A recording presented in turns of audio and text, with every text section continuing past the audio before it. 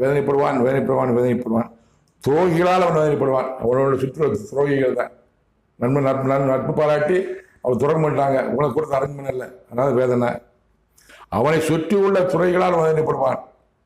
பொதுச்செயலாளர் அவங்க எல்லாம் மாவட்டத்தில் எல்லாமே கொடுத்தது அரண்மனை பார்க்குறோம். மக்கள் எப்படி வராங்க, அது தொண்டர்கள் நியமித்து ஒழுங்குபடுத்தி மாவட்டத்தில் இருக்காங்க, அதை வர ஒழுங்குபடுத்தி கரெக்டாக வச்சிருக்கணும். யார் ஒழுங்கா செய்யலை, அதெல்லாம் வேதனைப்படுவான்.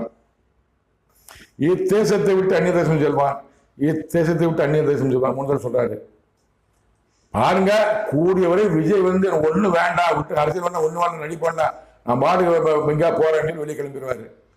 துபாயோ இலங்கையோ எங்கேயோ அவர் சொத்து எங்கே வச்சிருக்கிறாரோ, மனைவி குழந்தைகள் எங்கே தங்கியிருக்கிறாங்களோ, அவங்க எந்த தேசம் இருக்காங்க எனக்கு தெரியாது, எங்கே தங்கியிருக்காங்களோ, சிங்கப்பூர் இருக்காங்க சிங்கப்பூர் போயிடுவார், மலேசியா போயிடுவார், எல்லா துபாய் போயிடுவார், அங்கே நாட்டு போயிடுவார்.